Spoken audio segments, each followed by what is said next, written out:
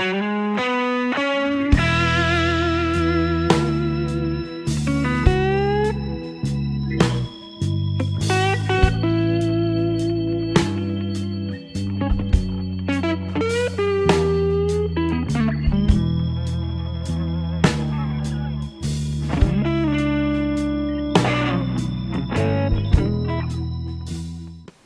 morning, good afternoon, good evening, guys, girls and gentlepods, and welcome back to the big workshop. We've got Morty, so that's where we are. Right, now in the last video you'll remember that we'd had a catastrophic head gasket failure, which the burning gases, detonation, whatever, had damaged the face of the cylinder block between 1 and 2, and also the cylinder head. I've had those repaired by a company down in Portsmouth called EMP, who have laser welded and then dressed back to flat. They've checked the block and the head for flatness, and they are both perfect, so they didn't need skimming other than to dress the weld back to flat. So I've got them back, rebuilt the engine. I haven't videoed it because it was done piecemeal in between other jobs, and there are tens of thousands of videos on YouTube, including one of my own, or several of my own, on rebuilding an A-series. So it's all straightforward stuff. I have reused the same bearings on the crank, which is not something I would normally do, but bear in mind that this engine had done probably less than 100 miles since I rebuilt it, and the bearings are in perfect condition. So I saw no good reason to chuck them in the scrap and spend money on a new set. They're perfect. There's no wear on them. They've just bedded in, so they're good to go for another season, hopefully. So I've rebuilt the engine. It's back in the hole. I've had it running. It runs sweetly, but we have a problem. The problem is we've got coolant leaking between the head and the block, which is a new one on me. 40 too many years in the motor trade. I cut my teeth on A-series engines. I served my apprenticeship in a British Leyland garage in the 70s, so I know my way around A-series engines intimately. And I've never seen this. I've never seen it on any engine. So it's got me a little bit stumped. The head's got to come off and find out what's going on. I built the engine up using a Payen BK450 head gasket, which is the 1275 gasket that most engine builders who deal with A-series recommend. I did find one outfit on the internet who build mini race engines, and he recommended using this, which is a sealant adhesive on the gasket. It goes against the grain putting a sealant on a head gasket. I wouldn't normally do it, but I thought we'll give it a go. Now I have to say that he didn't use the Payen gasket, he used a different brand, which I can't remember what it was now. I'd have to go and find his website and have another watch of his video. So I gave this a try. Now my suspicion is that the Payen gasket has got a coating on it that this has either reacted with or didn't take to, and has created blobs that have just caused gaps. So without further ado, let's get the head off and see what the crack is. Just very quickly before we take the head off, I have got another slight problem with the new engine mountings. I suspect that the engine is a couple of millimetres lower than it was. It is very solid on those new mountings, but this intake trumpet is very, very close. There's barely a quarter of a millimetre between the trumpet and this bracket. So what I want to do is, while I've got it apart, take the manifold off and take 6 to 10 millimetres off that face. I think we can do safely, which would just move the carburettor that way a little bit and away from that. It shouldn't make, well, it won't make a significant difference to performance. Ideally for bottom end torque, you want the intake tracked from here to the valve to be as long as reasonably possible. 6 to 10 millimetres that way is not going to make a significant difference. Okay, enough waffle, let's crack on. So the first thing I'm going to do is disconnect the hoses. So the top hose there.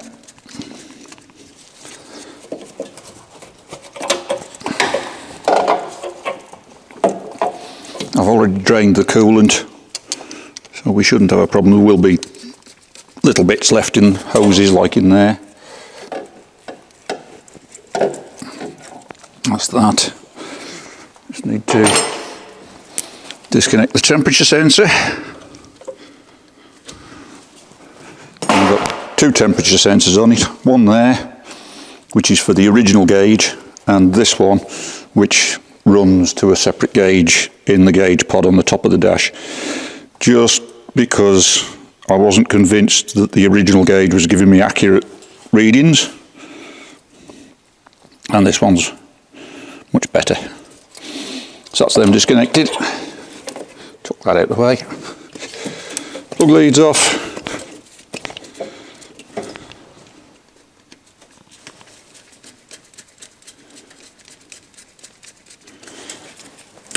Heater hose, and that heater hose I'll take off completely.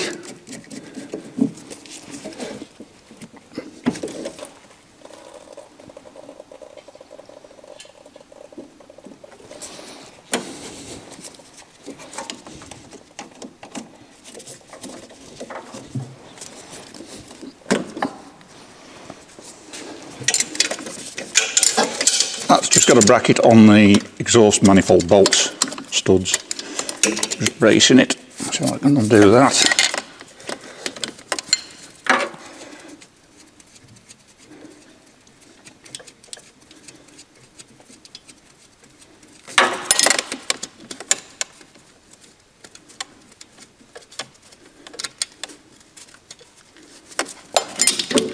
Like so, and we can take that pipe out of the way. Nice bit of copper work. Drop that one back out the way over there. Just grab a magnetic tray to put the nuts and bolts in. We need to disconnect the cold start cable from the carburetor.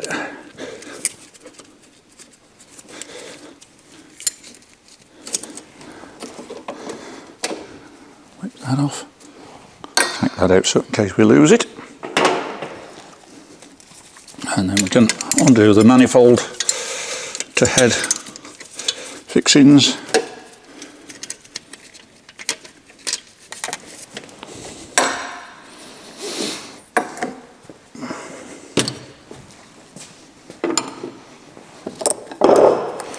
Disconnect the fuel supply from the carburetor.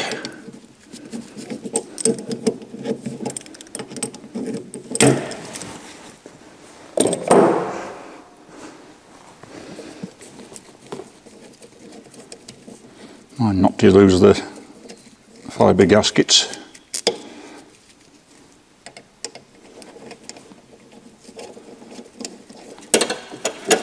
Took that out the way.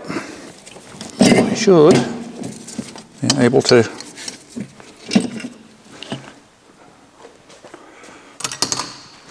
wangle that off,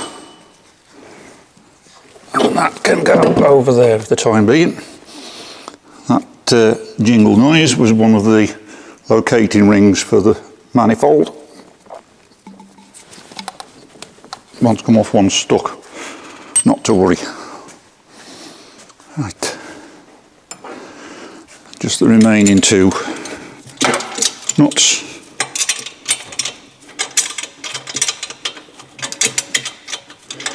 And then the exhaust manifold can come away.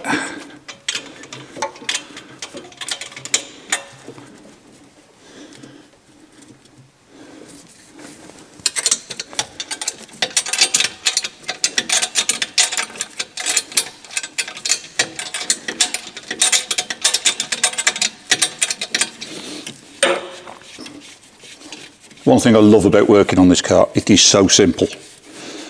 On a modern car, I'd still be taking plastic covers off to try and find the engine. And we're already easily a third of the way into getting the head off.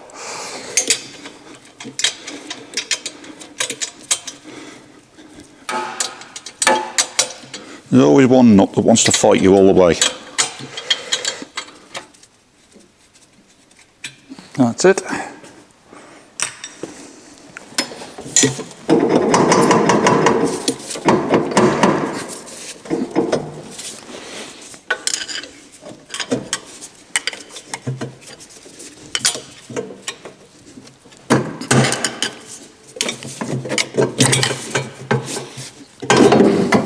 That's the exhaust out the way.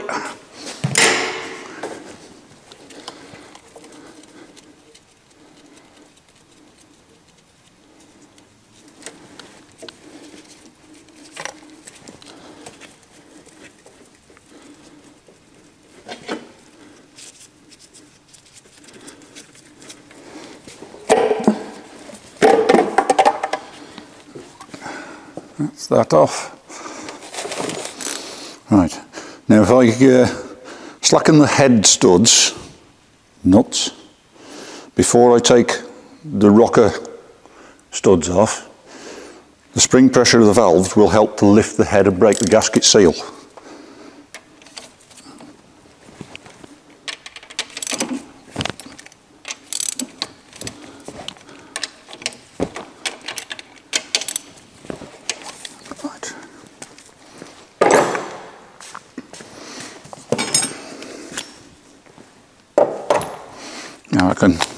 Now I've broken them loose, I can buzz them off with the gun.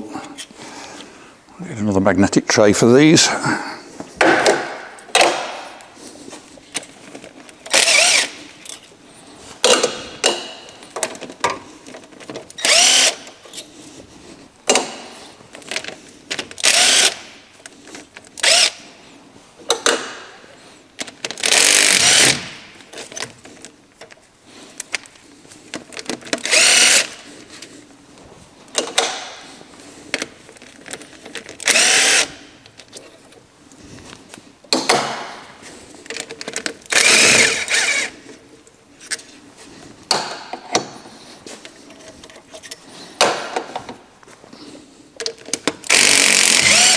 There we go. So the spring pressure has now lifted the cylinder head.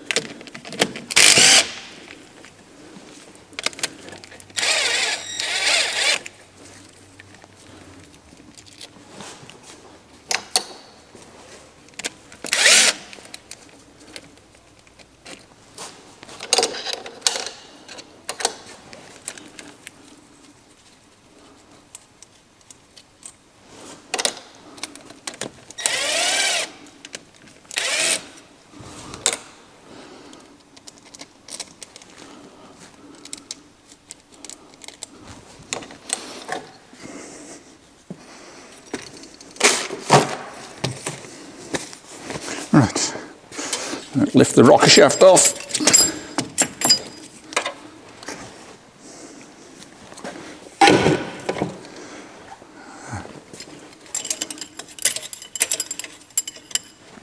Pull the push rods out.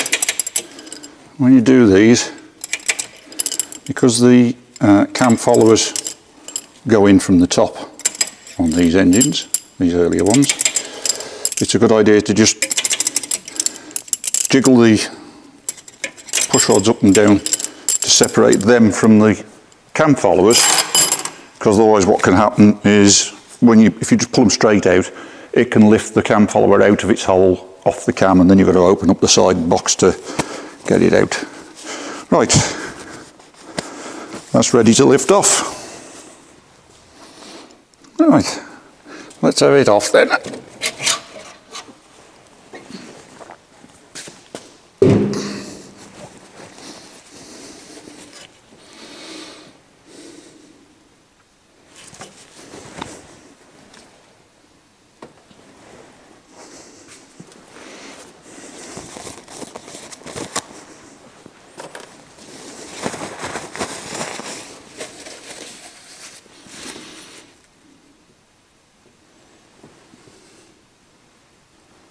Well,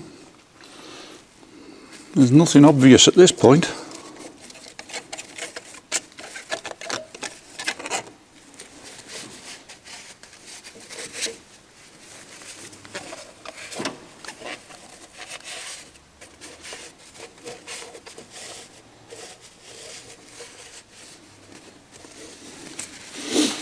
The only thing I can see is there's a build-up of that adhesive sealant here around a water port. There's a bit there, there's a bit there.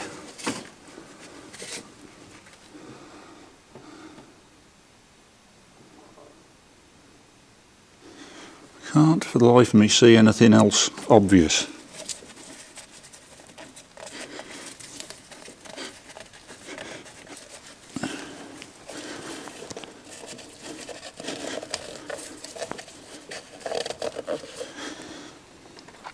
Which is a bit disconcerting, because I don't just want to fix the problem, I want to understand the problem, I want to know why. So I can't see anything obvious there, other than that build-up of sealant.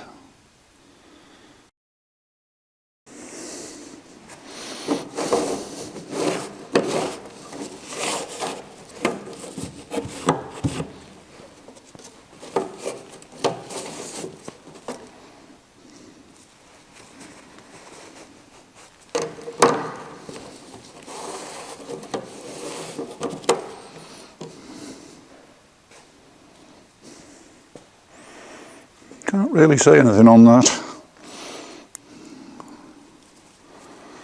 It's a bit disconcerting that it looks like a bit of blow through between 2 and 3, which I find a bit worrying. But let's flip this head over and have a look and see what's what. See if there's anything on there.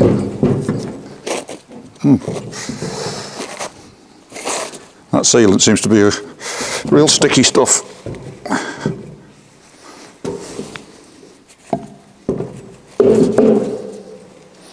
There we go. Just get rid of this paper.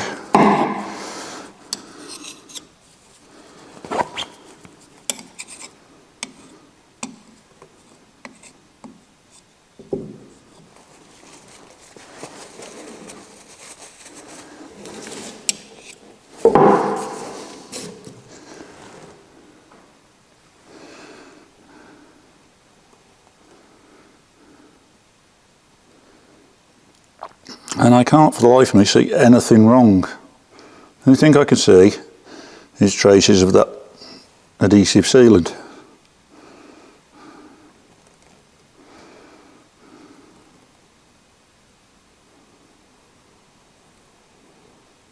The build-up around that waterway and there and there.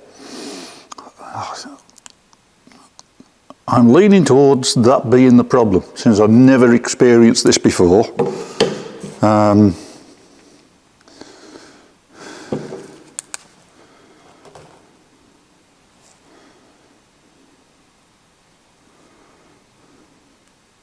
That, if you can see that, that was where the repair was. I'll turn that towards you.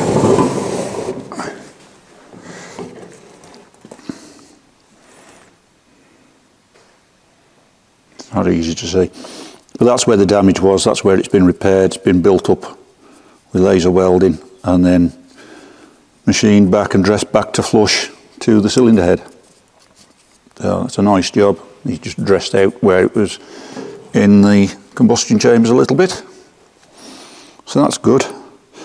Yeah, I'm inclined to say that adhesive is the cause of the problem. Whether it's reacted with, because the gasket looks like it's got a coating of some description on it. So I'm leaning towards that Loctite 3020 and this coating not working well together. Intriguing.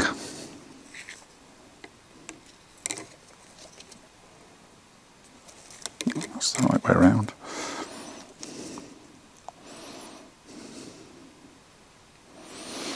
we'd got coolant weeping along both faces. So on the driver's side and on the passenger side, on the exhaust side. So it's, yeah, the gasket just hasn't sealed. Right, well, we get that cleaned up, get a new gasket. I might have to go back to the internet and see if I can find the video of the chap who was using this adhesive and see what brand of gasket he was using with it. Because basically the story he gave was that they've been building engines for years, been doing blah blah blah, using the BK450 gasket, and had a few failures with them over a period of time. Heard about this Loctite 3020, got a tin, got this other gasket, and he's using them and he's not had a fault since. So whether that's really the way forward, I really don't know.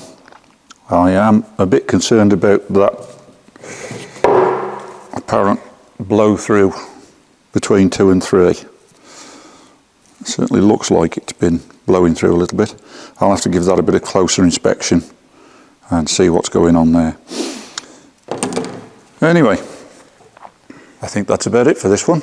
I need to get a new gasket. I need to clean some things up. I need to have a closer look at that joint between 2 and 3. So there's not much more we can do here. Hope you found this interesting, possibly helpful, maybe not, but whichever. If you're interested in it, I'll see you in the next video. Thanks for watching.